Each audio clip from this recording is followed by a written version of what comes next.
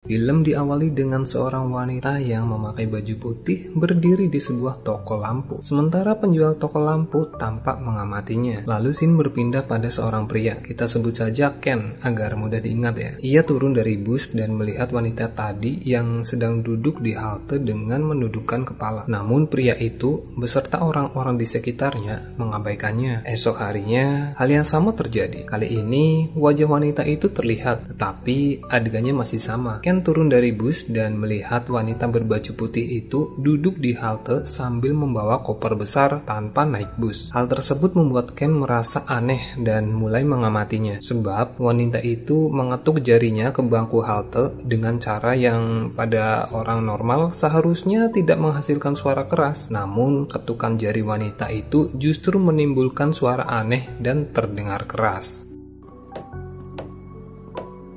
Lalu di hari ketiga, adegan yang sama kembali terulang. Kali ini, Ken memberanikan diri menyapa wanita itu dan bertanya, "Kenapa duduk di sini? Padahal bus yang tadi adalah bus terakhir." Ken pun menyarankan agar wanita itu memanggil taksi saja karena sudah larut malam dan menanyakan koper besar itu yang Ken anggap wanita itu akan pergi jauh. Namun, wanita itu justru bertanya, "Apakah kamu mengenalku?" Pertanyaan tersebut membuat Ken merasa salah dengan ucapannya, sehingga ia memilih untuk kembali mengabaikan wanita itu. Di hari berikutnya, adegan yang sama kembali terulang. Namun, kali ini turun hujan, dan Ken merasa khawatir terhadap wanita itu. Ia memayunginya sambil memberikan sedikit pidato. Meski begitu, wanita tersebut tetap bertanya, "Apakah kamu mengenalku?" Ken pun menjawab, "Tentu saja, kita bertemu 2 hari yang lalu, kemarin dan hari ini." Wanita itu kemudian berkata, "Berhubung kita sudah bertemu 2 hari lalu, kemarin dan hari ini, maukah kita bertemu lagi besok?" Ken mengiyakan ajakan itu. Kita sebut saja wanita baju putih ini Susan agar mudah diingat. Ia pun berkata bahwa waktuku tidak banyak. Meski Ken tak mengerti maksud dari Susan, saat itu juga Ken mengajaknya ke rumahnya karena rumahnya tidak jauh dari tempat tersebut. Lalu mereka berjalan menuju sebuah apartemen yang minim sekali pencahayaan. Mereka naik lift ke lantai 8 dan tiba di tempat tinggal Ken. Saat itu lampu ruangan tiba-tiba mati. Ketika Ken hendak menyalakannya, Susan melarangnya. Lalu Ken mempersilahkan masuk.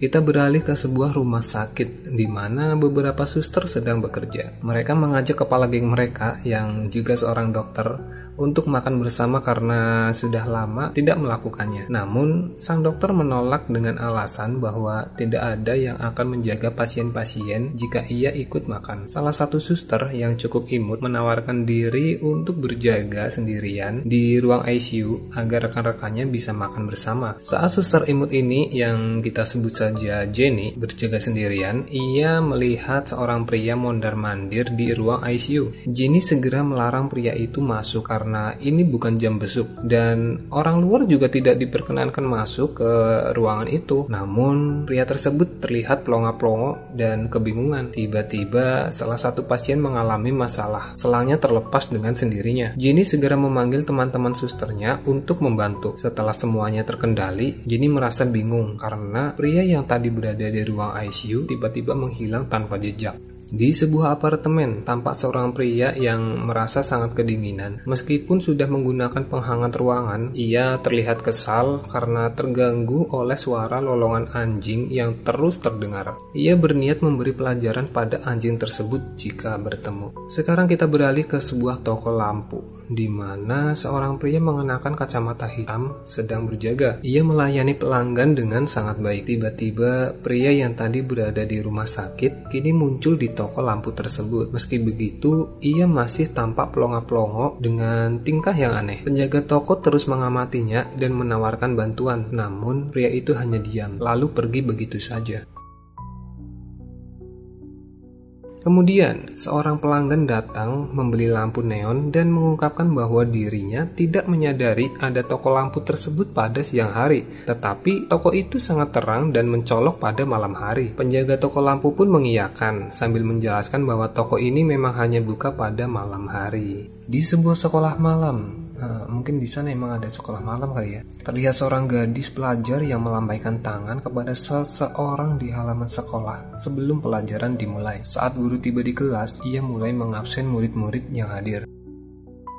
Kita berpindah lagi ke toko lampu, dan kali ini pria yang kedinginan serta terganggu oleh lolongan anjing itu datang. Ia juga tidak menyadari ada toko lampu yang sangat terang dekat tempat tinggalnya. Pria itu sebenarnya kesal dengan anjing yang terus melolong dan mengejar arah suaranya, namun malah tiba di toko ini. Akhirnya ia memutuskan ingin membeli lampu yang sangat panas karena tubuhnya selalu terasa dingin. Saat berada di toko, ia tertarik pada sebuah lampu yang sangat terang dan ingin memegangnya. Namun penjaga toko memegang kacamata dan melarang untuk melakukannya. Begitu juga seorang wanita yang datang tanpa mengucapkan sepatah kata pun. Kali ini ia tertarik dengan lampu yang agak redup dan ingin memegangnya. Namun penjaga toko melarangnya. Wanita itu seolah ingin tetap memegang lampu tersebut. Tetapi penjaga toko sambil memegang kacamata seolah mengancam akan melakukan sesuatu. Melihat hal itu, wanita tersebut akhirnya pergi.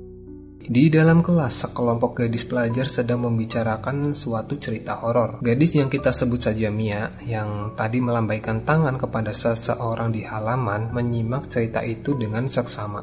Sepulang sekolah, mereka berjalan bersama dan berhenti di sebuah gang saat turun hujan. Si gemuk, salah satu dari mereka, bercerita lagi. Konon ada cerita tentang seseorang yang selalu berjalan tanpa henti di gang ini. Namun, Mia menjawab bahwa ia harus melewati jalan itu untuk membelikan pesanan ibunya. Memang jalan ini terlihat menyeramkan, tapi di ujung jalan ini sangat terang, kata Mia. Setelah mendengar cerita si gemuk, mereka bertiga lari ketakutan. Sementara Mia tetap bertekad untuk melewati gang itu dan membelikan pesanan ibunya. Bermodalkan senter dari ponselnya, Mia mulai berjalan. Namun, ia merasa ada yang mengikutinya, membuatnya ketakutan. Mia pun berlari dan akhirnya tiba di tempat yang terang, yaitu toko lampu.